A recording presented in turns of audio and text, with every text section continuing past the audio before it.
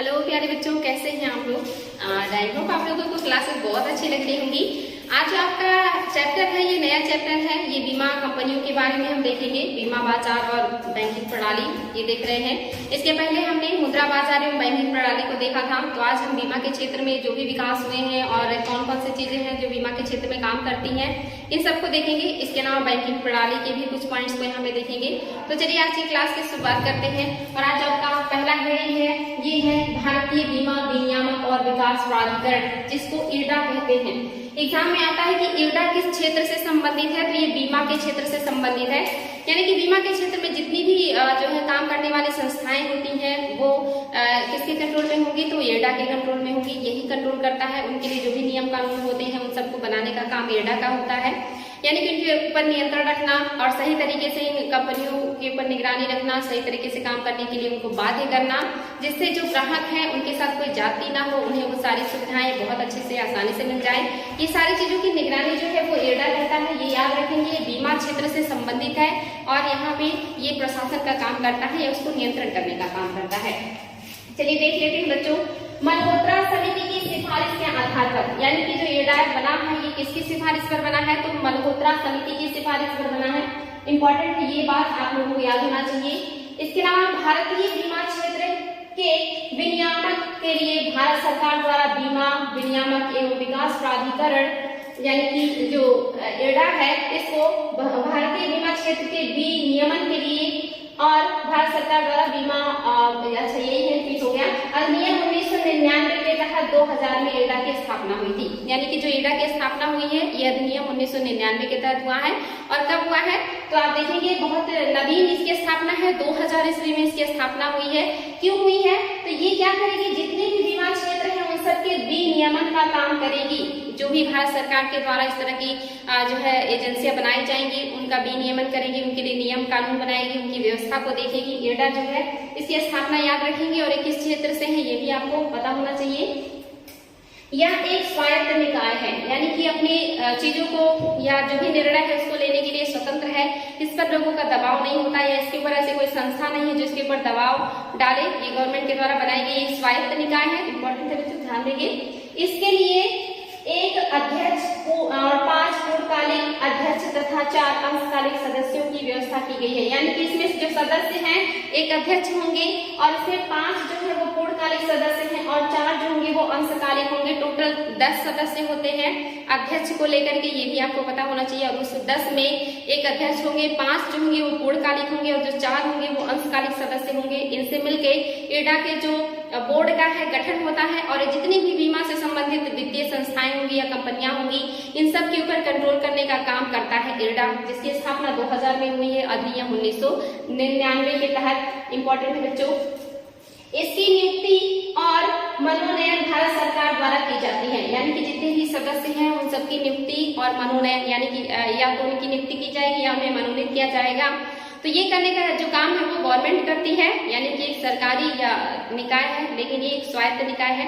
अपने फैसलों के लेने के लिए स्वतंत्र होता है, इस पर कोई दबाव नहीं होता है। यह प्राधिकरण जो है इसका जो मुख्यालय है ये हैदराबाद में है। यानी कि हैदराबाद वर्तमान में आप जानते हैं तेलंगाना में पड़ता है।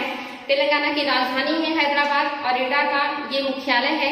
इरडा यहीं से काम करता है, यहीं से सारे इस तरह की संस्थाओं को नियंत्रित करता है, विनियमित करता है। इंपॉर्टेंट है बच्चों, ध्यान देंगे इरडा को। इरडा पॉलिसी धारकों के हितों की सुरक्षा, यानी कि जितने भी लोग इस तरह की पॉलिसी लेते हैं जीवन बीमा से संबंधित या बीमा से संबंधित, उन सारे पॉलिसी धारकों के लिए जो भी व्यवस्थाएं होती हैं उसका जो निगरानी है वो इरडा करेगा। ध्यान देगा कि जितने भी पॉलिसी धारक है उनके हितों की सुरक्षा हो तथा उनके प्रति उचित व्यवहार सुनिश्चित करना, यानी कि उनके साथ अच्छा व्यवहार किया जाए। आप जानते हैं कि पहले जो बैंक थे वो ग्राहकों के साथ अच्छा व्यवहार नहीं करते थे। अगर कोई पैसा निकालने के लिए जाता था या जमा करने के लिए जाता था तो बहुत अजीब सा व्यवहार करते थे उनके साथ। लेकिन बाद में जब इस तरह की संस्थाओं की स्थापना हो गई और उनके ऊपर कंट्रोल किया गया तो अब आप देखेंगे बैंक में जाने पे वो आपके साथ जो भी एम्प्लॉय होते हैं बहुत अच्छे से व्यवहार करते हैं और पूछते हैं कि आपको क्या जरूरत है। अगर कोई चीज नहीं समझ में आती है तो उसे समझाने का प्रयास करते हैं और भरपूर सहयोग करते हैं कि जो भी व्यक्ति आया है उसे उस तरह का काम दिया जाए। तो ये सारी चीजें जो है ये इरडा के आने के बाद से ज्यादा अच्छा हुआ है। इसके पहले इस तरह की व्यवस्था व्यवस्थाएं बैंकों में नहीं होती थी। वहाँ के जो एम्प्लॉय होते थे बहुत ही अजीब व्यवहार करते थे, यानी कि लोगों को अच्छी सेवाएं प्रदान नहीं करते थे। इंपॉर्टेंट है, जो ध्यान देंगे उचित व्यवहार को जो सुनिश्चित करने का काम है वो एडा ही करेगा।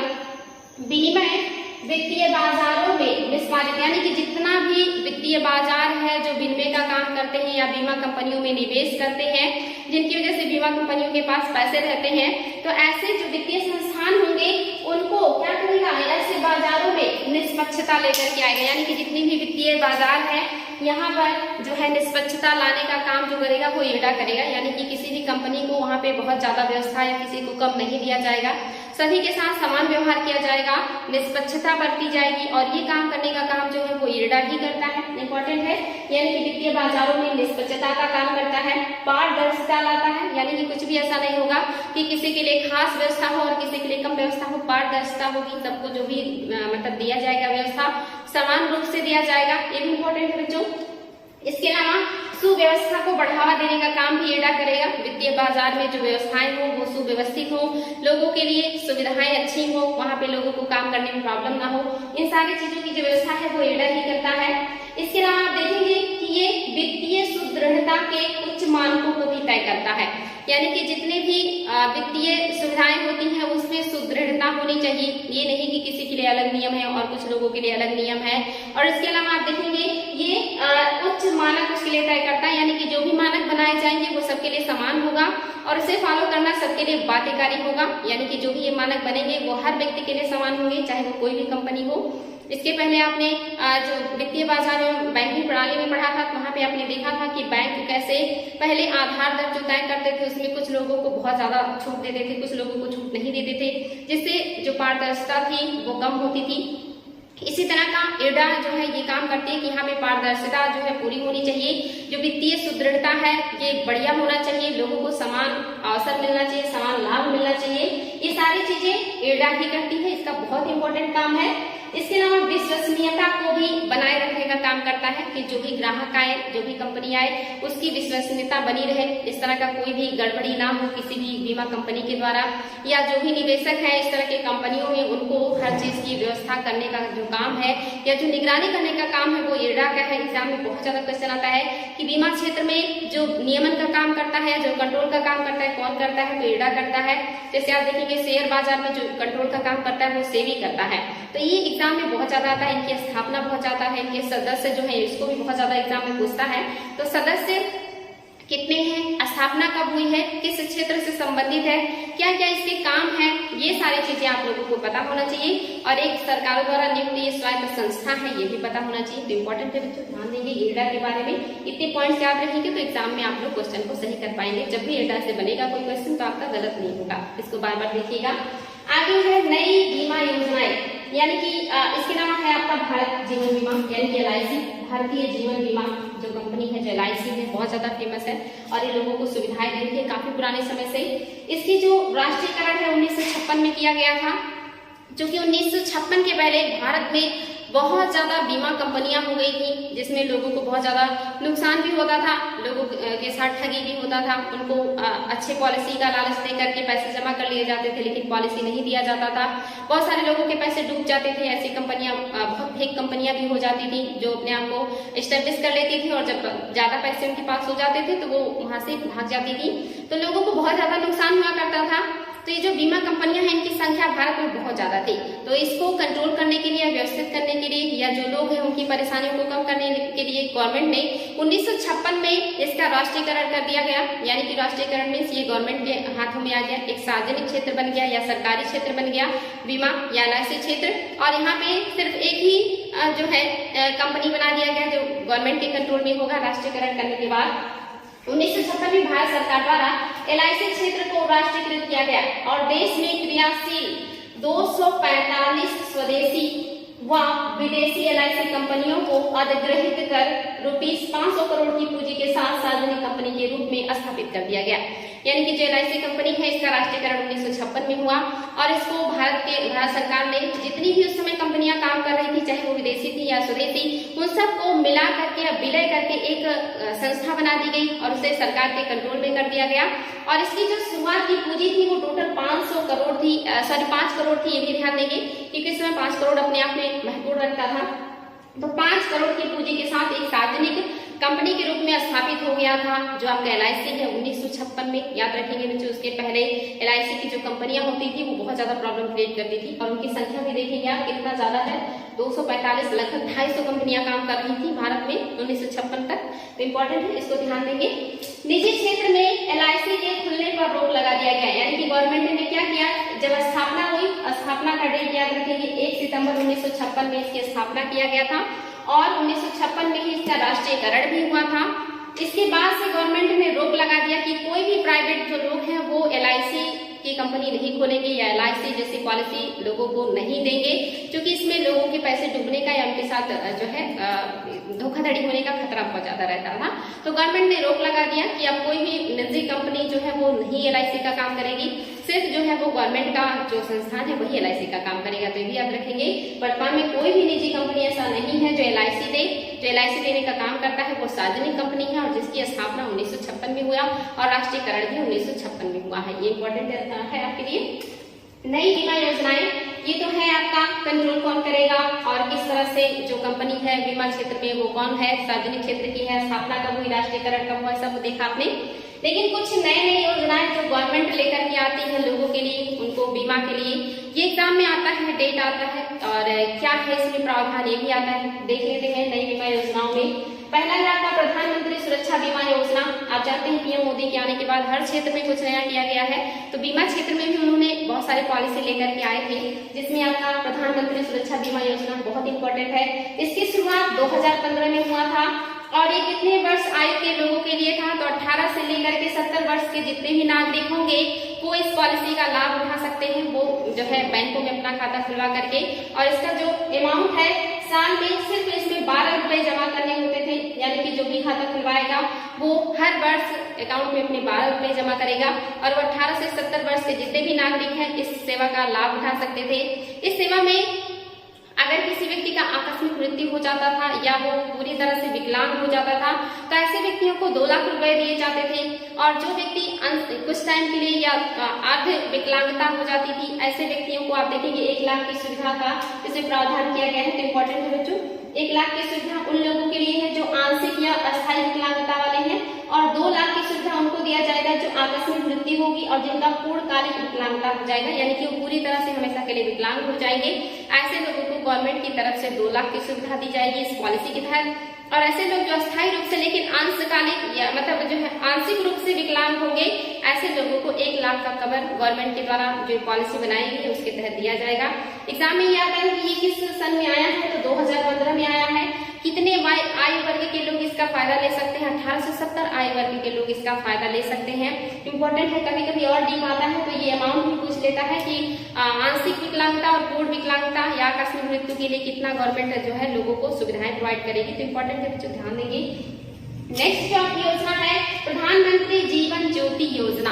ये योजना भी याद रखिए 2015 में ही शुरू किया गया है और इसमें आयु वर्ग जो है 18 से 50 वर्ष है, यानी कि यहाँ पे थोड़ा सा डिफरेंसेस आ गया है। 18 वर्ष से लेकर के 50 वर्ष के जो लोग हैं वो इस पॉलिसी का फायदा उठा सकते हैं। इसमें जो है आप देखेंगे 1 वर्ष में ज्यादा नहीं है, लेकिन लगभग इसका जो अमाउंट है बहुत मतलब निश्चित है। तो यहाँ पे जो भी व्यक्ति होगा वो क्या करेगा, उसको 2 लाख का कवर प्रदान किया जाएगा और 1 वर्ष में उसको 230 रुपए जमा करना पड़ेगा। उसकी जो प्रीमियम राशि है 330 रुपए है, प्रीमियम राशि 330 है। जो भी व्यक्ति इसको सुविधा लेना चाहे वो अपना खाता खुलवा करके साल में 330 रुपए जमा करेगा और उसको जब भी प्रॉब्लम होगी तो वहाँ पे उसको 2 लाख का जो है जीवन बीमा उपलब्ध कराया जाएगा।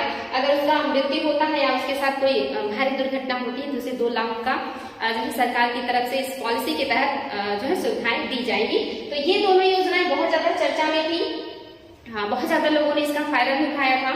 इसके नाम आता है आम आदमी जीवन जो है बीमा। आम आदमी जीवन बीमा क्या है, ये 18 से 59 वर्ष का है। ये एग्जाम में आया भी था तो इसलिए इसको ध्यान देंगे कि 18 से 59, क्योंकि 59 ऐसा आंकड़ा है जहाँ पे लोगों का ध्यान नहीं जाता। ये 18 से 59 वर्ष आयु के जितने भी लोग हैं वो इस पॉलिसी का फायदा उठा सकते हैं। और ये सुविधा के लिए, या परिवार में कोई एक सदस्य जो जॉब करता हो और पूरे परिवार को देखता हो उसके लिए ये सुविधा थी। यानी कि परिवार का कोई एक व्यक्ति जिसके ऊपर सारी जिम्मेदारी हो वो इस पॉलिसी का फायदा ले सकता है और उसका आय जो है वो 18 से 59 वर्ष के बीच का होना चाहिए। ये इंपॉर्टेंट है क्योंकि गाँव के लिए था, इसलिए पॉलिसी एग्जाम में आया भी था। इसमें जो है ये कब हुआ है शुरू, 2 अक्टूबर 2007 में ही इस योजना को शुरू किया गया था। और ये प्राकृतिक मृत्यु अगर किसी व्यक्ति का होता है तो उसे 30,000 रुपए मिलेंगे, और अगर उसका दुर्घटना से मृत्यु होता है तो उसे 75,000 रुपए मिलेंगे। यानी कि ये पॉलिसी लेने वाला व्यक्ति अगर नेचुरली उसकी मृत्यु हो जाती है बिना किसी कारण के तो उसे 30,000 रुपए मिलेंगे, लेकिन अगर उसके साथ दुर्घटना होती है, एक्सीडेंट से उसकी मृत्यु होती है तो उसे 75,000 रुपए सरकार की तरफ से इस योजना के तहत मिलेगा। इसके अलावा अस्थायी या पूर्ण विकलांगता पर 75,000 रुपए मिलेंगे सरकार की तरफ से, और आंशिक विकलांगता पर 37,000 रुपए का सरकार की तरफ से वित्त जो है मदद के रूप में दिया जाएगा इस पॉलिसी के तहत। तो इम्पोर्टेंट है बच्चों, ध्यान दीजिए, अगर वो अस्थायी रूप से विकलांग होंगे तो 75,000 और आंशिक रूप से होंगे तो 37,000। अगर उनका नेचुरल मृत्यु होता है तो 30,000 और दुर्घटना से मृत्यु होता है तो 75,000 रुपए का जो है फायदा लोगों को मिलेगा या मदद मिलेगा। इस पॉलिसी के तहत गवर्नमेंट ने ऐसा व्यवस्था किया है। इसके अलावा आपका नेक्स्ट जो हेडिंग है ये है प्राथमिक बाजार, इसको ध्यान देंगे। यहाँ पे आपने 3 पॉलिसियां देखी हैं, इनको ध्यान देंगे, बहुत इंपॉर्टेंट है। जो आपका प्राथमिक या प्राइमरी मार्केट है क्या है, इसमें प्राथमिक रूप से स्थापित होने वाली नई कंपनियों के शेयर को पहली बार बेचा जाता है। यानी कि जब भी प्राइमरी बाजार आए या सेकेंडरी बाजार आए तो इसको ध्यान देंगे। प्राइमरी बाजार क्या है, यहाँ पे जो भी नई कंपनियां स्थापित होंगी उनके शेयरों को बेचा जाएगा। यानी कि पहली बार स्थापित नई कंपनियां अपना पहला जो शेयर है वो प्राइमरी मार्केट में बेचती हैं, और ये क्या होती है, नई स्थापित कंपनियां होती हैं और जो शेयर जारी करती हैं वो शेयर क्या कहलाता है, आईपीओ कहलाता है। यानी कि प्राइमरी बाजार की जो कंपनियां हैं उनके द्वारा जो शेयर जारी किए जाएंगे वो आईपीओ कहलाएगा, यानी कि इनिशियल पब्लिक ऑफरिंग। ये इंपॉर्टेंट है, ध्यान देंगे, ये इसका फुल फॉर्म भी आप लोगों को पता होना चाहिए।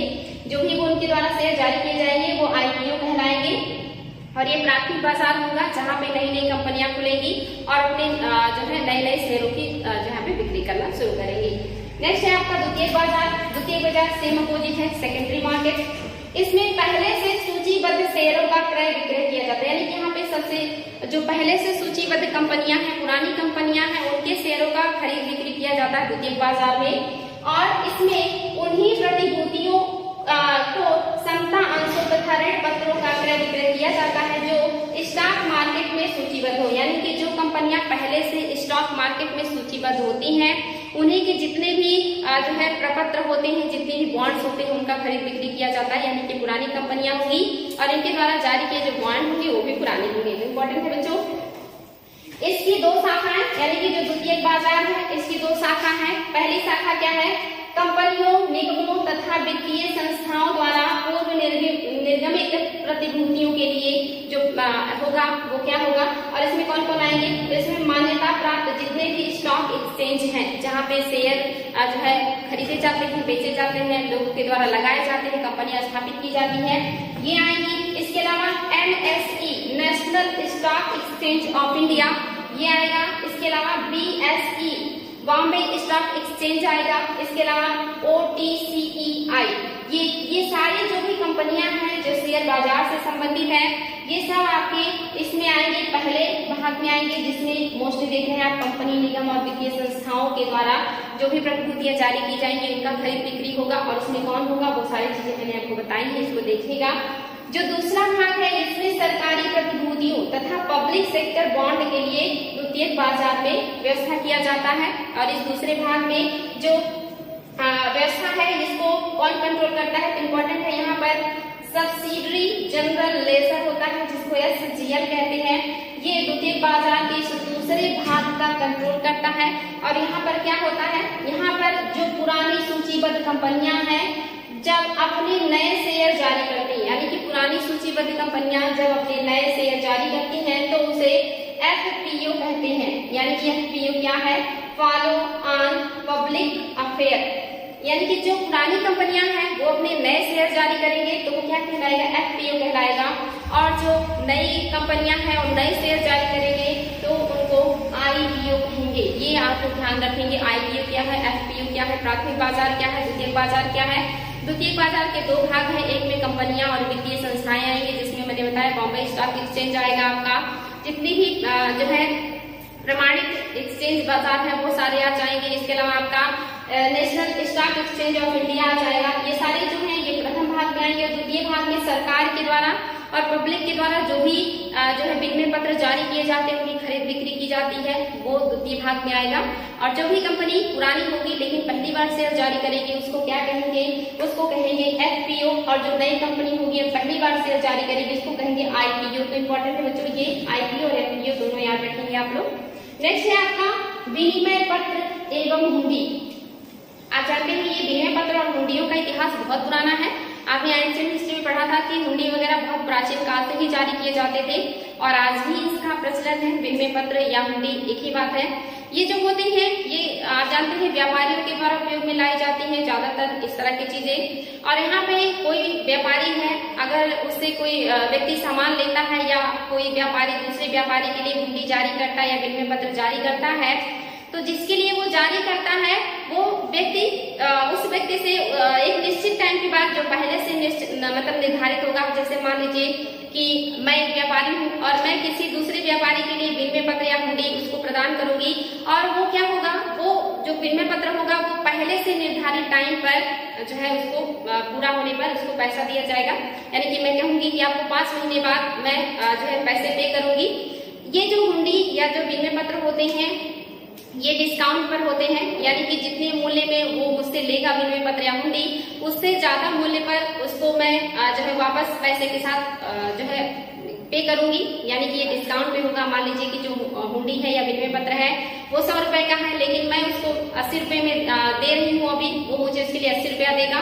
लेकिन बाद में जब उसे मेरे पास लेकर के आएगा, जिस टाइम पीरियड में मैं उसे बुलाऊंगी, वो जब पूरा होगा तो मैं उसे क्या करूंगी, वो पूरा 100 रुपए उसको जो है पे करूंगी। यानी कि उसे 20 रुपए का फायदा होगा एक हुंडी पर। तो जो हुंडी होते हैं और जो विनिमय पत्र होते हैं डिस्काउंट पर होते हैं। ये 1 वर्ष से कम समय के लिए होते हैं। ये भी इम्पोर्टेंट है बच्चों, ध्यान दीजिएगा कि जितनी भी हुंडी या विनिमय पत्र होंगे ये 1 वर्ष से कम समय के लिए होंगे। पूर्व निर्धारित टाइम पर ये जो है इसको एक तरीके से कहेंगे कि पैसे में तब्दील किया जाएगा और एक पक्ष के द्वारा जारी किया जाता है, जिससे दूसरे पक्ष को उस निश्चित टाइम पर पे करना जो है बाध्यकारी होता है। और इम्पोर्टेंट है बच्चों, ध्यान दीजिए विनिमय पत्र और हुंडी एक ही है, वो चीज मैंने लिखा भी है। 1 वर्ष के अंदर पहले से निर्धारित समय पर भुगतान होता है इसमें और इसका विक्रय अंकित मूल्य से कम पर होता है। यानी कि जितना अंकित उससे कम में होगा, डिस्काउंट पे होगा, बाद में पूरा मूल्य पे करना पड़ता है। और जो बॉन्ड है ये क्या है, ये 1 वर्ष से अधिक के लिए होता है। ये अंतर है बॉन्ड और विनिमय पत्र या हुंडी में। जो हुंडी और विनिमय पत्र होगा 1 वर्ष से कम समय का होगा वो, और जो बॉन्ड होगा 1 वर्ष से अधिक के समय के लिए जारी किया जाता है। इम्पोर्टेंट है, ध्यान देंगे, 1 वर्ष से अधिक के समय के लिए जारी किया जाएगा। और ये ही ज्यादातर जो व्यापारी कंपनियां हैं वो ही जारी करती हैं, या जो बैंक है उनसे भी इस तरह की चीजें ली जाती है। लेकिन मोस्टली जो कंपनियां होती हैं वो आपस में पैसे के लेन देन के लिए, या कोई भी व्यक्ति है जो निवेश करना चाहता है कंपनी में, तो वहां पे वो शेयर या बॉन्ड में निवेश करता है और कंपनियों से बॉन्ड या शेयर खरीदता है, उसके बदले में कंपनियों को पैसा भी करता है। और बाद में जब उस बॉन्ड और शेयर को ले जा करके वो कंपनियों के पास बेचता है तो बदले में उसे मुनाफा मिलता है। कभी कभी ये ब्याज पर होते हैं और कभी कभी ये डिस्काउंट पर होते हैं जो बॉन्ड होते हैं, लेकिन ये दीर्घकालिक है, यानी कि 1 वर्ष से ज्यादा के लिए है। तो इस तरह के जो बॉन्ड्स हैं, जब कंपनियों को पैसे की जरूरत होती है तो वो मार्केट में बॉन्ड्स को अपने उतारती हैं, जिसको खरीदते हैं लोग और डिस्काउंट पे या जो है ब्याज पर। और बाद में जब टाइम पीरियड पूरा हो जाता है तो जब वो बॉन्ड को वापस करते हैं कंपनियों को, तो उस पर निश्चित जो मूल्य होता है, अगर डिस्काउंट में होता है तो पूरा मिलता है और अगर ब्याज पे होता है तो उसमें ब्याज जोड़ करके उनको मिलता है। तो इस तरह से लोग इस तरह के बॉन्ड, इस तरह के विनिमय पत्र या हुंडियां खरीदा करते हैं, जिससे उन्हें बाद में मुनाफा होता है। तो आजकल इस तरह की मार्केटिंग बहुत ज्यादा हो रही है, या इस तरह का निवेश लोग बहुत ज्यादा करते हैं, शेयर में निवेश करते हैं। तो ये सारे आपके शेयर बाजार से संबंधित चीजें हैं, इंपॉर्टेंट है बच्चों, ध्यान देंगे। इसके अलावा आप देखेंगे zero coupon bond. Zero coupon bond क्या है, तो अच्छा मैं आपको बता रही थी कि अगर राष्ट्रपति का साइन होगा और राज्यपाल का साइन होगा तो ऐसे जो बॉन्ड होंगे वो सरकारी बॉन्ड होंगे। यानी कि अगर सरकार कोई बॉन्ड जारी करती है, अगर वो केंद्र सरकार जारी करेगी तो उस पर जो साइन होगा वो राष्ट्रपति का होगा और अगर राज्य सरकार को पैसे की जरूरत है और वो बॉन्ड जारी करती है तो उस पर जो साइन होगा वो राज्यपाल का होगा, और ऐसे बॉन्ड सरकारी बॉन्ड कहलाते हैं। लेकिन अगर किसी कंपनी के द्वारा बॉन्ड जारी की जाती है तो उस पर उस कंपनी के अध्यक्ष का या निदेशक का साइन होगा। तो ऐसे जो बॉन्ड होंगे ये निजी बॉन्ड होंगे, या आप इसको जो है व्यक्तिगत बॉन्ड के रूप में भी देख सकते हैं। तो इम्पोर्टेंट है बच्चों, या कारोबारी बॉन्ड भी जिसे कहते हैं, कारोबारी बॉन्ड। तो ये दो तरह के बॉन्ड भी हैं, एक आपका सरकारी और दूसरा कारोबारी। सरकारी में आप जानते हैं राष्ट्रपति हर चीज में प्रतिनिधित्व करते हैं केंद्र में, और राज्य में जो है वो राज्यपाल के जो है इस तरह के काम करते हैं। तो ये उनके द्वारा भी बॉन्ड जारी किए जाते हैं और उन पर उनका साइन होता है। इंपॉर्टेंट है, ध्यान देंगे। जीरो कूपन बॉन्ड, ये एग्जाम में आता है। जीरो कूपन बॉन्ड क्या है? यानी कि ऐसे बॉन्ड जिस पर जीरो ब्याज होता है, या जो बॉन्ड बेचे जाते हैं उस पर कोई ब्याज नहीं होता है, वो बस एक तरीके से कहें कि डिस्काउंट की ही तरह है। यानी कि उस समय आपको कोई भी पैसा या फायदा नहीं मिलेगा, आप उस बॉन्ड को खरीदेंगे, लेकिन एक टाइम पीरियड के बाद उस पर जो अंकित मूल्य है उससे ज्यादा या उससे कम में आपको मिलेगा, और अंकित मूल्य पे आप उसे वापस करेंगे, या फिर जो अंकित मूल्य है जितने पे आपने लिया है उससे ज्यादा आपको मुनाफा मिलेगा। तो यानी कि इस पर कोई ब्याज नहीं होता, ये जीरो ब्याज पर होता है, इसीलिए इसको जीरो कूपन बॉन्ड कहते हैं। लेकिन इसको जब वापस किया जाता है तो उसमें प्रॉफिट मिलता है, क्योंकि मोस्टली ये डिस्काउंट पे होते हैं या ऐसे वायदे पर होते हैं कि जब आप वापस करेंगे तो हम आपको इससे ज्यादा पैसा जो है पे करेंगे। तो ये है जीरो कूपन बॉन्ड। इंपॉर्टेंट है बच्चों, बॉन्ड और जीरो कूपन बॉन्ड और विनिमय पत्र हुंडी, ये सब आप लोगों को क्लियर हो गया होगा। कुछ और भी टर्म्स हैं, इनको भी देख लेते हैं। भारत में शेयर बाजार, जिसमें आप देख रहे हैं, पहला है बॉम्बे स्टॉक एक्सचेंज। ये भारत ही नहीं, एशिया का सबसे पुराना या सबसे पहले स्थापित होने वाला स्टॉक एक्सचेंज है।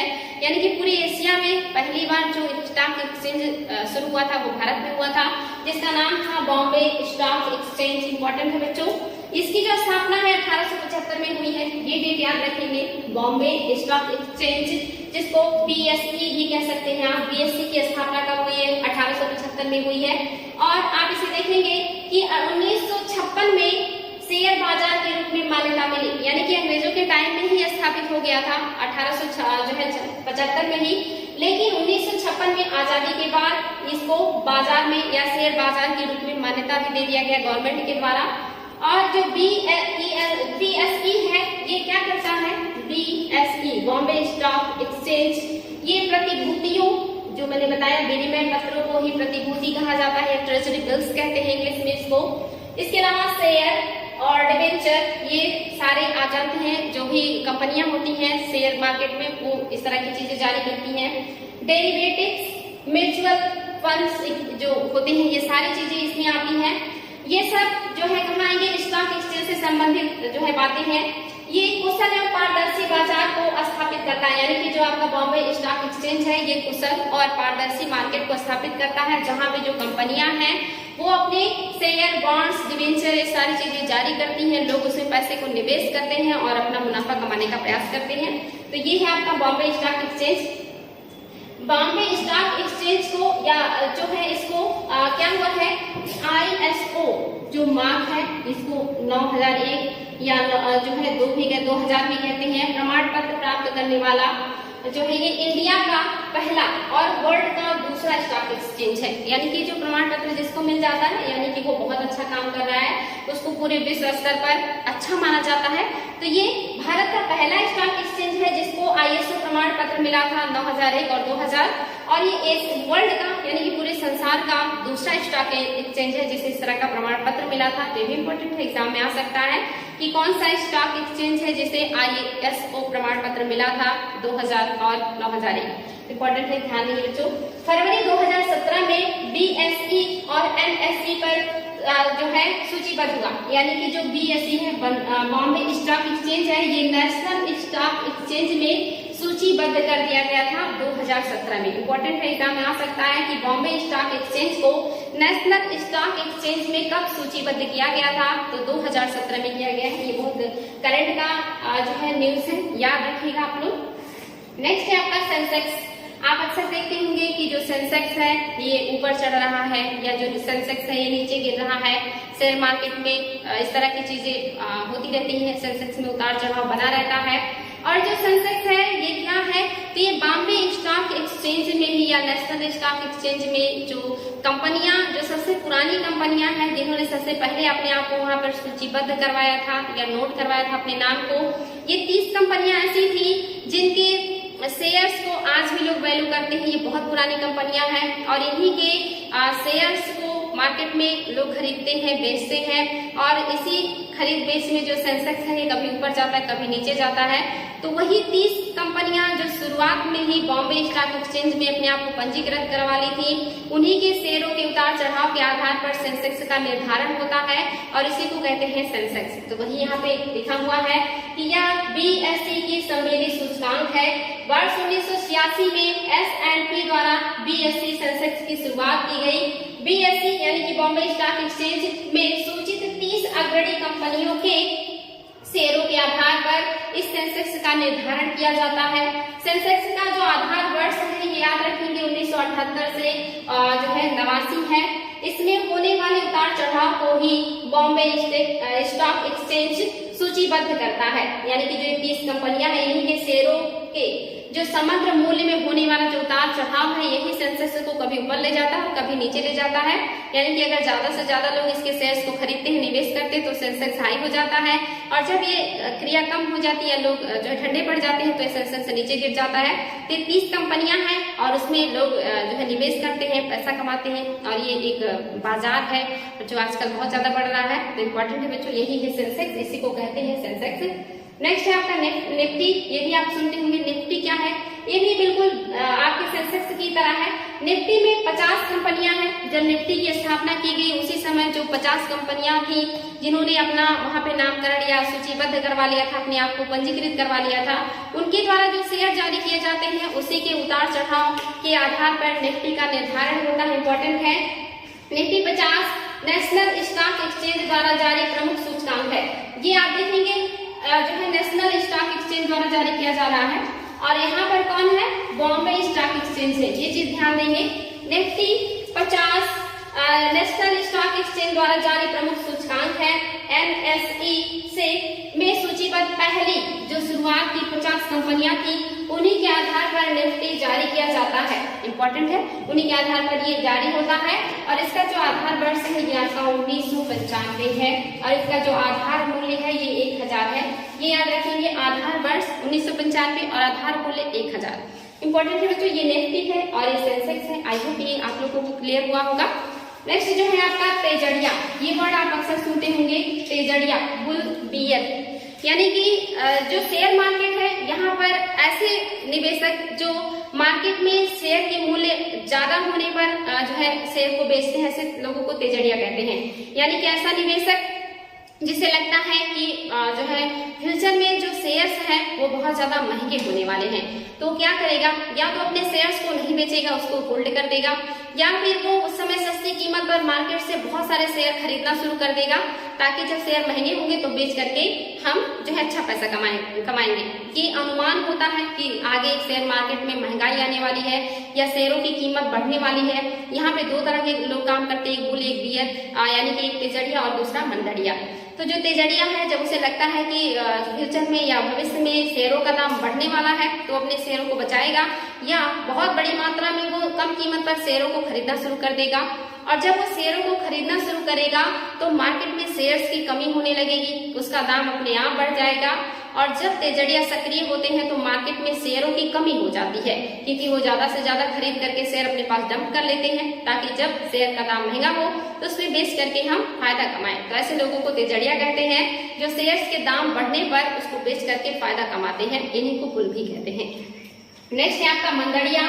ये जो होती है ये ऐसा अनुमान लगाते हैं कि जो वर्तमान में शेयर्स की कीमत है वो जो है फ्यूचर में जाकर के गिरने वाली है या कम होने वाली है।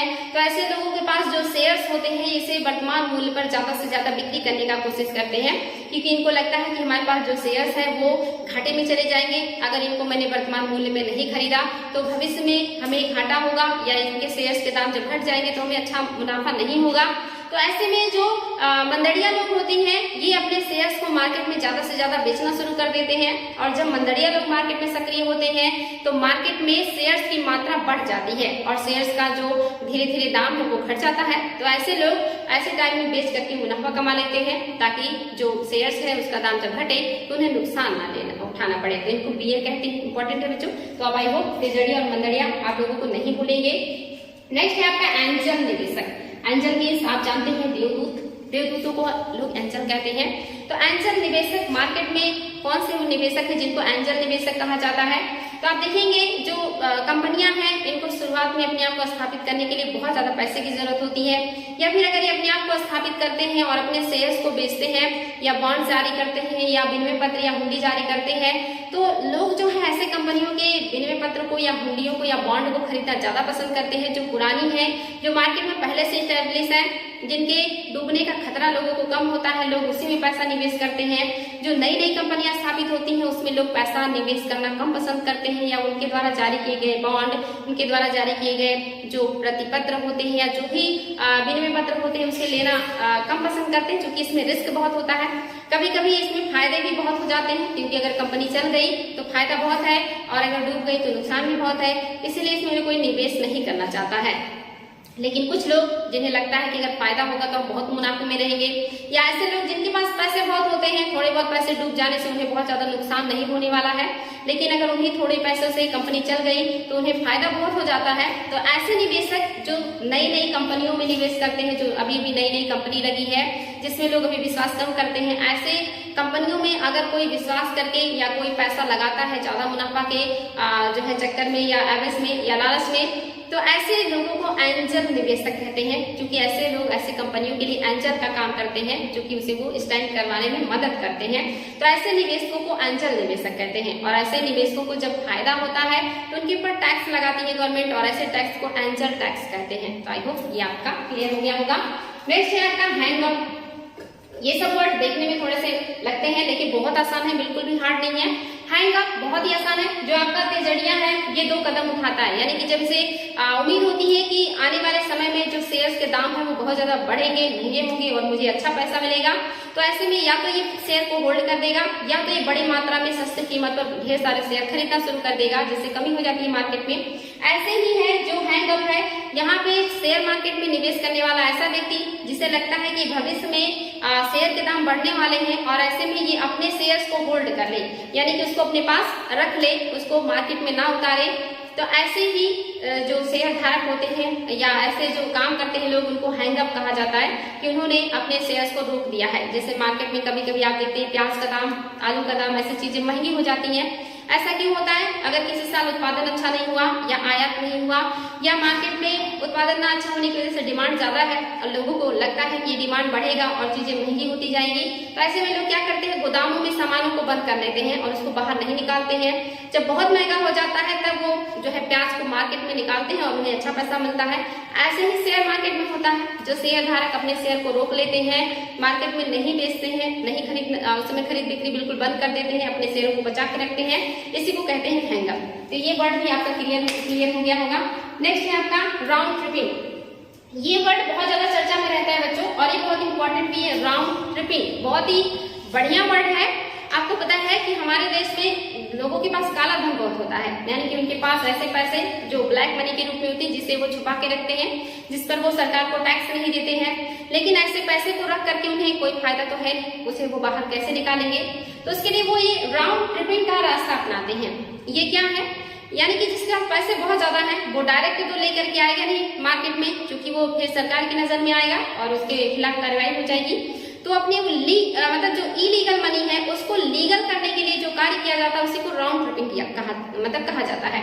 और ये लोग कैसे करते हैं? इसमें भी बड़ा दिमाग लगाते हैं। यानी कि जो पैसा है उसको हवाला मार्केट के द्वारा, यानी कि अवैध तरीके से भारत की सीमा के बाहर ले जाते हैं, और बाहर ले जाने के बाद ऐसे देश में ले जाएंगे जहां के व्यापारियों को भारत के स्टॉक एक्सचेंज मार्केट में खासा छूट मिलती है, यानी कि बिना किसी पैसे के उन्हें मार्केट में निवेश करने का अधिकार हो, या बहुत कम पैसा उनसे सरकार वसूल करे हमारे यहाँ निवेश करने के लिए। जैसे आप देख रहे हैं हमारे यहाँ जो सरकार है वो विदेशी कंपनियों को बुला रही है कि आप आइए और हमारे यहाँ निवेश कीजिए, हम आपको सारी सुविधाएं प्रोवाइड करेंगे।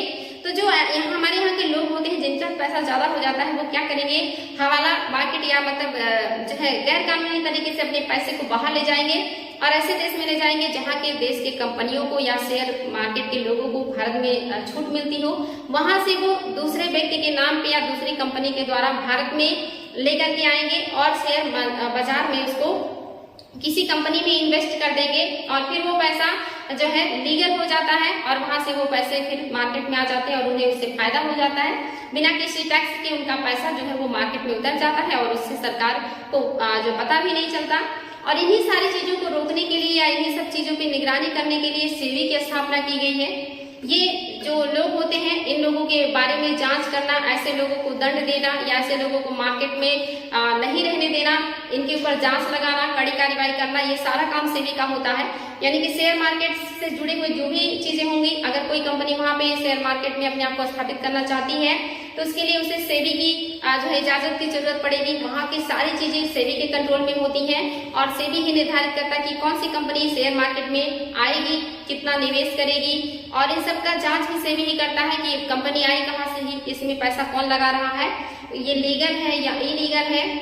तो ये सारे काम करने का जो कंट्रोल करने का काम है वो सेबी है। यानी कि लोग इलीगल काम करने के बहुत सारे तरीके अपनाते हैं और गवर्नमेंट उसे कंट्रोल करने के अलग अलग तरीके अपनाती है। तो ये है आपका शेयर मार्केट का एक चक्र जिसमें लोग निवेश करते हैं, फायदा जो है उठाते हैं, कैसे कंपनियां चलती हैं, कैसे लोग लाभ उठाते हैं, कौन कौन से तरीके हैं और इनको कौन चलाता है, कैसे कंट्रोल होते हैं शेयर मार्केट और सारी बीमा कंपनियां। ये सारी चीजें आप लोगों को 2 दिनों में मैंने समझाने का प्रयास किया है।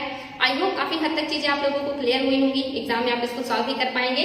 तो यहाँ पे आपका यही है सेबी, भारतीय प्रतिभूति एवं विनियामक बोर्ड, और इसकी जो स्थापना क्यों किया गया, भारत में शेयर बाजार के जितने भी क्षेत्र हैं या अन्य पूंजी बाजार जहाँ पे लोग जो व्यवसाय है वो अपना पूंजी लगाते हैं, मुनाफा कमाते हैं, उन सबको कंट्रोल करने का, विनियमित करने के, उनके लिए नियम कानून बनाने का, संगठित करने का, नियंत्रण करने का काम है वो सेबी का है। और इसको सरकार ने कब स्थापना किया है सेबी की, तो इसकी स्थापना जो सरकार है 1988 में की थी। यानी कि इसकी स्थापना 1988 में हुआ था, लेकिन तब ये गैर संवैधानिक निकाय था। इंपॉर्टेंट है बच्चों, गैर संवैधानिक निकाय एग्जाम में आता है कि सेबी की स्थापना कब हुई या 1988 में जो सेबी स्थापित हुई थी वो कैसा निकाय था, तो ये गैर संवैधानिक निकाय था। लेकिन 12 अप्रैल 1992 में इसे संवैधानिक दर्जा दे दिया गया था। ये इंपॉर्टेंट है, याद रखेंगे इसे संवैधानिक दर्जा कब मिला था, एग्जाम में भी आता है। तो 12 अप्रैल 1992 में ही इसको संवैधानिक दर्जा दे दिया गया था। और वर्तमान में चेयरमैन सहित 3 पूर्णकालिक सदस्य और 4 अंशकालिक सदस्य होते हैं। टोटल 8 सदस्य हैं जिसमें चेयरमैन होगा या अध्यक्ष होगा। इसके अलावा आपके 3 पूर्णकालिक सदस्य होंगे जो हमेशा रहेंगे, इनको हटाया नहीं जाएगा, एक निश्चित आयु के बाद या एक निश्चित कार्यकाल के बाद हटेंगे। लेकिन इसमें 4 अंशकालिक होंगे जिनका एक टाइम पीरियड होगा और ये बदलते रहेंगे। तो टोटल 8 सदस्य हैं, ये भी याद रखेंगे। इसके अलावा इस बोर्ड में शामिल होने वाले जितने भी हैं, यानी कि बम्बई में इसका मुख्यालय है, इतने सारे लोग इस बोर्ड में शामिल होंगे। यानी कि बोर्ड 8 लोगों का है टोटल। ये सब इसके सदस्य हैं, काम करेंगे ये मिलकर के। और इसका जो मुख्यालय है ये मुंबई में है। ज्यादातर इस तरह की चीजों का जो मुख्यालय है वो मुंबई में ही आपको मिलेगा। जितने भी मार्केट है इस तरह का काम होता है वो सब मुंबई में होता है, इसलिए इंपॉर्टेंट है। आई होप आप लोगों को अच्छा लगा होगा और समझ में आया होगा। आज आपका ये चैप्टर भी खत्म हुआ। तो आज के लिए इतना ही बच्चों, फिर मिलते हैं नेक्स्ट डे नए टॉपिक के साथ। Thank you.